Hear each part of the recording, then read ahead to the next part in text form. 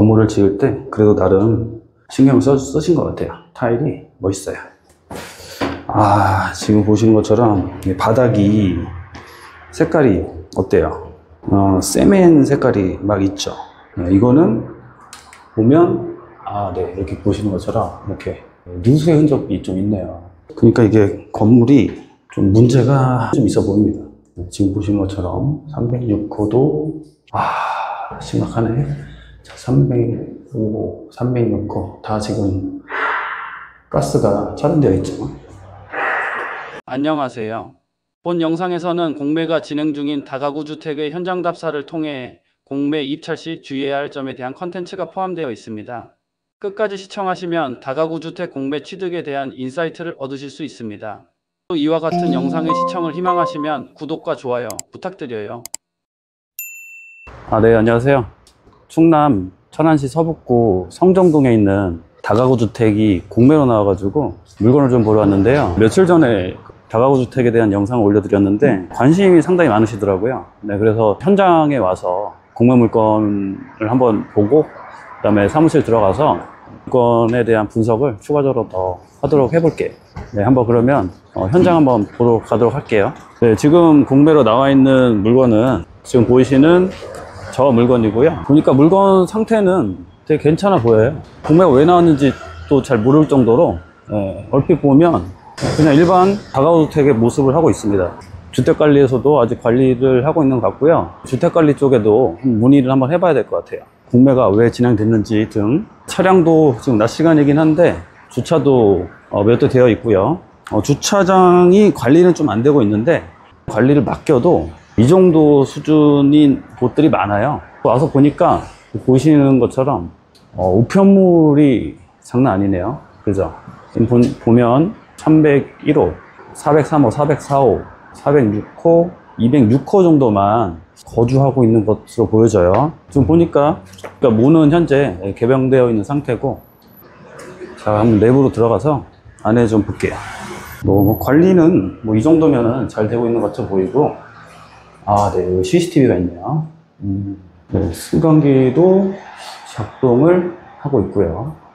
일단은 지금 와서 봤을 때는 얼핏 보기에는 공매가 진행 중인 상황으로 보여지지는 않습니다. 한번 승강기 타고 4층부터 한번 더 볼게요. 승강기 관리도 잘 되고 있고. 4층입니다. 문이 열립니다. 문이 닫힙니다. 제가 보통 그 주택이 경매로 나오거나 빌라가 경매에 나왔을 때는 가장 먼저 확인하러 오는 곳이 옥상이거든요. 그래서 한번 옥상 올라와 보니까 관리가 썩 잘 되고 있지는 않습니다. 지금 보시는 것처럼 쓰레기들도 좀 방치가 되어 있고 누수가 좀 있나 봐요. 그러니까 돈이 많이 들어가니까 전체 하기에는. 그래서 일부 이렇게 땜방식으로 했는데 이거는 좀 누수를 좀 의심해 볼 수 있습니다. 위에 보이는 기계실은 승강기 기계실이 되겠고요. 전체적으로 봤을 때는 건물 상태는 딱 그 연식 정도 돼 보이네요. 자, 그럼 4층 한번 내려가서 한번 볼게요. 4층에 왔고요. 현재 이 원룸 건물의 구조가 어떻게 되어 있냐면 지금 보시는 것처럼 총 6개 1호, 2호, 3호, 4호, 6호 이렇게 되어 있는데 이게 2층, 3층, 4층이 다 동일해요.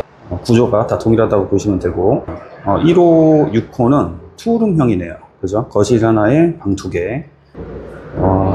보시는 것처럼 지금 이게 401호가 투룸인데 전기 사용 계약이 해지되어 있고요. 그래서 전기가 지금 끊겨 있는 상황인 것 같습니다. 안 산다고 봐야죠. 인천에는. 406호 같은 경우에는 정상적으로 거주하고 계신 것 같아요. 보통 이런 거를 볼 때는 여기 보시면 도시가스 계량기가 406호 같은 경우에는 지금 사용 중이고, 저기 보시면 여기 405호 같은 경우에는 잠겨 있죠. 그래서 이거는 거주하지 않는 것으로 보이고요. 지금 보시는 것처럼 405호 같은 경우에는 수개월간 좀 방치가 오래되어 있는 것 같습니다. 402호, 3호 정상적으로 거주하고 계신 걸로 보이고요. 건물을 지을 때 그래도 나름 신경을 쓰신 것 같아요. 타일이 멋있어요. 지금 보시는 것처럼 바닥이 색깔이 어때요? 세멘 색깔이 막 있죠. 이거는 보면 네, 이렇게 보시는 것처럼 이렇게 누수의 흔적이 좀 있네요. 그러니까 이게 건물이 좀 문제가 좀 있어 보입니다. 지금 보시는 것처럼 306호도 심각하네. 자, 305호, 306호 다 지금 가스가 차단되어 있죠. 그리고 302호도 차단되어 있고요. 이거 네. 304호, 303호. 아까 밖에서 봤을 때는 이렇게까지 좀 심각한지 몰랐는데 와서 좀 확인을 하니까 좀 심각하긴 하네요. 자, 2층도 여기 보시면 205호도 가스 차단되어 있고요. 자, 그 다음에 보시면 202호, 201호, 203호, 204호. 얼핏 봤을 때는 그냥 평범한 다가구 주택처럼 보였었는데 여기 아까 우편물 볼 때부터 좀 심상치 않았죠. 그죠? 많은 세대가 지금 사용을 못하고 있는 것 같아요. 임대차가 안 맞춰져서 못하는 건 아닌 것 같고, 제 생각에는 누수 문제나 이런 것 때문에 지금 사용이 불가한 것 같아요. 그렇다고 치면 이거 누수 수리 비용이 만만치 않겠죠. 자, 그러면 제가 이제 이걸 보러 왔던 거는 보시는 것처럼 감정가는 16억인데 이게 공매다 보니까 처음 시작하는 금액은 1차 시작 금액은 20억이에요. 20억 9,200만 원. 그래서 이게 일주일에 한 번씩 유찰이 되고, 그리고 그렇게 쭉 떨어져서 9억 1,000만 원까지 떨어지는데, 9억 1,000에 이거를 유찰한다고 해도 아까 지금 빈 방들 있잖아요. 빈 방들 수리하는 데는 쉽지 않을 것 같습니다. 여기 앞에 있는 천안세관이라고 보이시죠? 관세청 천안세관이 저기 위치해 있고, 위치는 상당히 좋아요. 그냥 쭉 둘러봤을 때는 일반적인 원룸촌의 형태를 띠고 있다, 그거 보시면 되고, 지금 보시면 저쪽에 앞에 모카 아파트라는 아파트가 있는데, 저 아파트가 현재는 재건축 추진 중입니다. 자, 그러면 현장 영상은 여기서 마무리하고 사무실 가서 조금 더 분석해 보도록 할게요. 제가 현장을 다녀왔잖아요. 그 다가구 주택 공매에서는 제일 중요한 게 뭘까요? 그러니까 가장 중요한 거는 혹시라도 거기 거주하고 있는 임차인의 대항력이 있는 경우. 근데 대부분은 신탁담보대출을 받은 소유자가 이자를 못 내가지고 이제 신탁 공매가 나온 거예요. 신탁 공매는 일반적인 압류재산 공매랑은 달라요. 그래서 여기도 안내도 그렇게 되어 있어. 뭐라고 되어 있냐면, 당사가 진행하는 공매는 한국자산관리공사에서 진행하는 이 공매와는 전혀 다른 일반 매매에 해당한다. 그렇죠? 그러니까 일반 매매에 해당하기 때문에 거기에 선순위 세입자가 있을 수도 있잖아. 그렇죠? 우리 일반 매매 하는데 10억짜리 사는데 거기 세입자 5억짜리 껴있어. 그럼 그거 10억 다 주고 사면 어떻게 돼? 잘못 사는 거잖아. 그쵸? 잘못 사는 거니까 그 얘기를 하는 거야. 제가 지금 말씀드리는 거예요. 일반 매매인데 거기에 보증금이 있으면 그 보증금을 매수자가 인수할 수 있다. 오케이? 그래서 그거를 확인하는 방법을 말씀드리는 거예요. 그럼 얘는 신탁담보대출이 되어 있기 때문에 신탁원부라는 걸 떼봐야 돼. 신탁원부 어디서 떼? 인터넷 등기소에서 발급이 올해부터 신탁원부 발급이 가능해졌어요. 일단 로그인을 하시고, 이게 주소예요. 그래서 건물, 토지 건물 다 설정되어 있는데 일단 건물만 봐도 돼요. 하면 소유자 교자 보이죠? 교보 자산 신탁.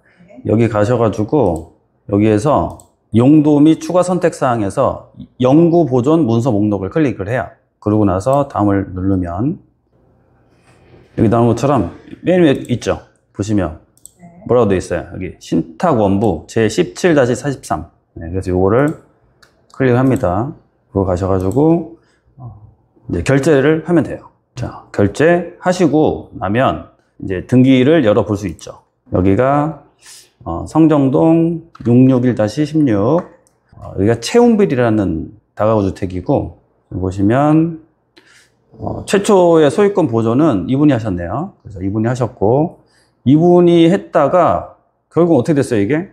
경매가 진행이 됐죠. 2016년도 4월 28일 날. 그리고 낙찰이 2017년도 1월 10일 날 됐어. 그리고 1월 10일 날 신탁 등기를 한 거야. 그죠? 1월 10일 날 신탁 등기를 해가지고, 그 당시에는 이름이 주식회사 생보 부동산 신탁이었었는데, 이게, 교보 자산 신탁으로 이름이 다 변경이 된 거예요. 그죠? 그러니까 결국은 이 소유자는 경매로 이 다가구 주택을 취득한 다음에 신탁담보대출을 받은 거지. 이제 경매로 받았다는 거를 보면 많은 정보를 알 수 있어. 왜냐면 경매 정보 사이트에 이게 다 나와 있기 때문에 경매 그 낙찰 받은 이력이. 그래서 그걸로 많은 정보를 알 수가 있고. 자, 그래서 쭉 내리면 이게 일반적인 등기부등본이랑 똑같은 것처럼 보이지만 여기 밑으로 내리면 뭐가 나오냐면 이렇게 나와요. 신탁원부. 네. 신탁원부 해가지고 이 신탁원부를 쭉 보면 길어. 그 뭐 계약서니 뭐 이런 것들이 있어가지고. 그렇죠. 계약서 있고 그러면 이게 일반적인 계약서라서 그냥 뭐 이거를 다 읽을 필요는 없어. 다 읽을 필요는 없는데 여기에 계약서에 쭉 내리다 보면 어떠한 내용들이 있냐면 혹시라도 이제 선순위 세입자가 있어가지고 선순위 세입자에 대한 내용이 기재되어 있는 것들이 있어요. 그럼 그 내용은 어떻게 돼? 인수하는 거예요, 인수. 근데 이거 같은 경우에는 경매로 매각이 된 건이기 때문에 선순위 세입자가 없다고 봐도 되는 거죠. 오케이? 쭉 내리면 뭐 이 소유자들 아까 있고요. 특약사항도 다 일반적인 사항들이야. 그래서 특약사항 말고 혹시 마지막에 뭔가가 있는지를 그걸 봐야 되는데 그거 말고는 없어요. 그냥 다 일반적인 사항이라고 보시면 되고 그 마지막에 있는 이게 변경이 된 게 하나 있어요. 변경 내역이 있어서 뭐가 좀 특별한 변경 내역이 있나 봤더니 24년도 7월 5일 날 무슨 일이 있었냐면 이 보시는 것처럼 우선수익자가 공진수협 소사남지점에서 대출을 받은 거지. 그죠? 9억 7,110만 원. 근데 우선수익자가 어디로 넘어갔어요? UH 제8차 유동화 전문회사. 그러니까 결국은 이 소유자가 이자를 납부를 안 하니까 결국은 유동화가 일어난 거죠. 그래서 경매 낙찰가가 이 건물을 16년도에 낙찰받을 때 11분이 입찰을 하신 거예요. 그래서 11분이 입찰해서 지금의 현재 소유자인 백땡땡, 그러니까 공동명의로 되어 있었잖아요. 그래서 부부가 받은 거고 대금 납부는 2017년 1월 10일 날 했어요. 그 배당까지 다 종결됐고. 자, 물건을 한번 보면 빨간색들이 좀 보이죠. 그렇죠? 빨간색들이 보여. 자, 그럼 어떤 거를 이제 좀 알 수 있냐면 지금 공매로 나온 이 건물을 우리가 낙찰을 받았을 때 과연 보증금이 인수되는 게 있냐 없냐 이게 궁금한 거잖아요. 그죠? 근데 이게 만약에 일반 매매가 이루어진 후에 신탁 등기가 이루어졌어. 그러면 100% 그건 있을 수 있어. 선순위 세입자가 있을 수 있죠. 근데 얘는 지금 경매로 낙찰이 되고 나서 신탁 등기가 이루어졌단 말이야. 잔금을 신탁으로 한 거야. 그렇기 때문에 여기에 있는 대항력 있는 임차인들이 혹시라도 배당을 못 받았으면 그게 인수될 수 있죠. 근데 지금 보면 대항력 있는 임차인들은 미루어 짐작컨대 배당을 다 받았을 가능성이 매우 크다. 왜 그러냐면 이게 임차보증업계가 8억 2,800인데 남인천 농협의 채권 채구액이 5억 1,600이야. 그러면은 지금 10억 넘게 해서 받았잖아요. 그러니까 거의 5억 가까이를 배당으로 나갔을 거야. 그럼 대략적으로 한번 보자고요. 예상 배당표를 10억 2,300에 받았어, 이분이. 자, 그러면 혹시 대항력 있는 임차인이 인수가 되는 경우가 있냐? 없죠. 그쵸?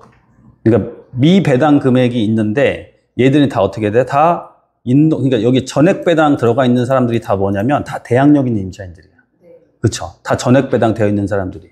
그리고 나중에 뭐 못 받은 사람, 이 사람 뭐 4,600만 원 못 받았어요. 2,800만 원 못 받았어요. 하는 사람들 다 뭐야? 대항력이 없어서 다 인도명령 대상자라는 거지. 그러니까 이거는 원칙은 전입세대 열람서를 떼보면 돼. 근데 전입세대 열람서 안 떼보지 않고 지금 보니까 등기로만 봐도 굳이 이거는 전입세대 열람을 안 떼봐도 인수할 임차인은 없구나 라고 이제 생각을 하면 되는 거예요. 그렇죠?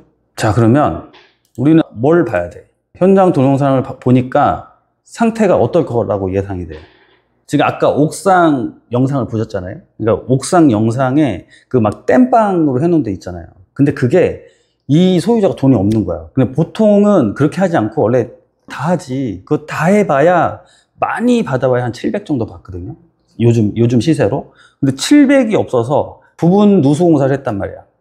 그러면 누수공사를 그렇게까지라도 했었던 이유, 4층에 물이 새니까 그런 거야. 그러니까 지금 보니까 4층에 일부 세대들 있죠. 일부 세대들이 누수가 나고, 그 다음에 3층으로 내려가는 계단에 세멘 석회가루가 엄청 많았잖아요. 그죠? 그 석회가루가 많다라는 거는 그 4층에 누수가 양이 많아서 그게 3층까지 떨어진 거야.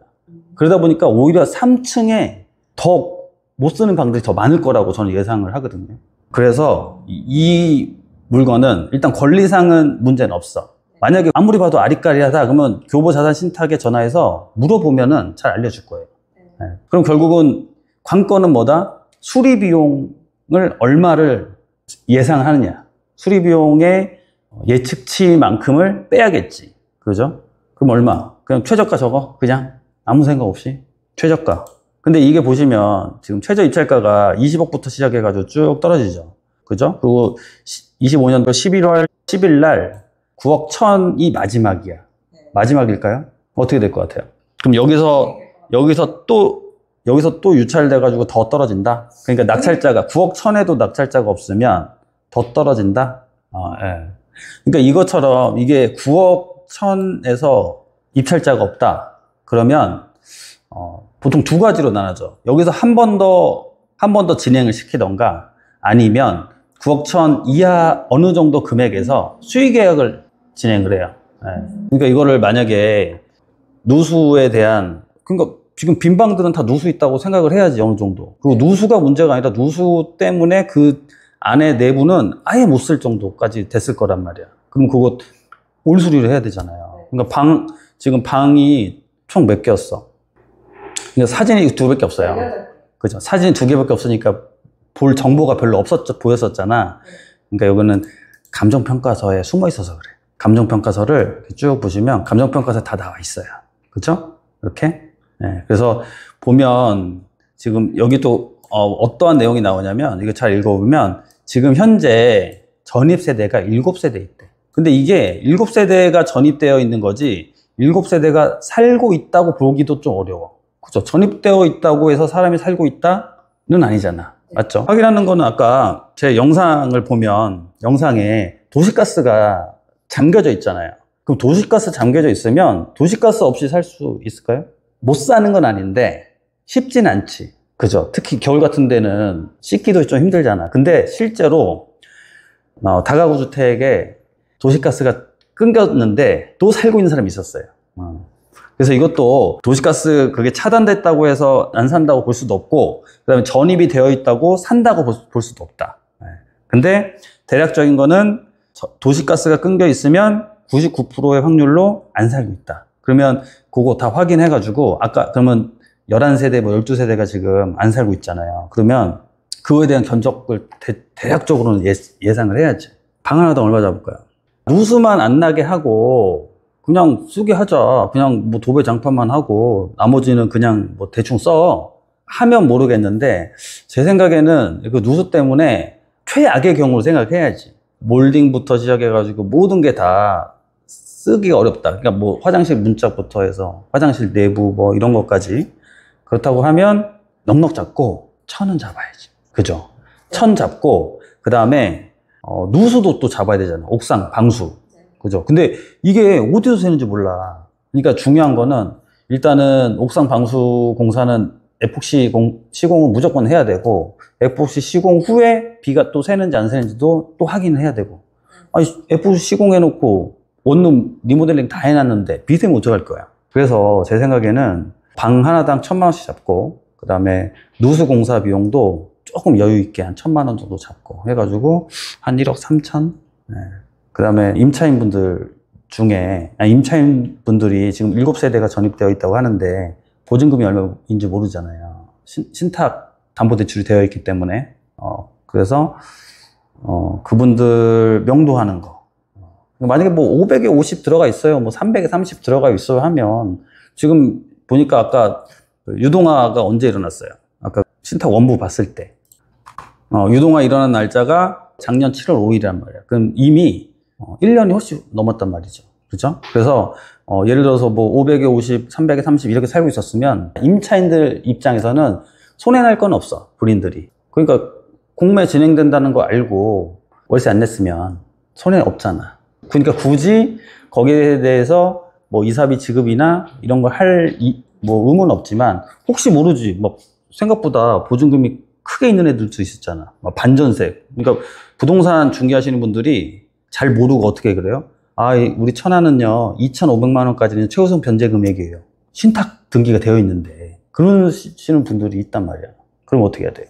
예를 들어서 2,500에 월 20 이런 식으로 뭐 반전세 들어가 있어. 그러면 많이 좀 손해 보잖아요. 네. 그렇죠. 그런 분들 이사비 얼마 줘요?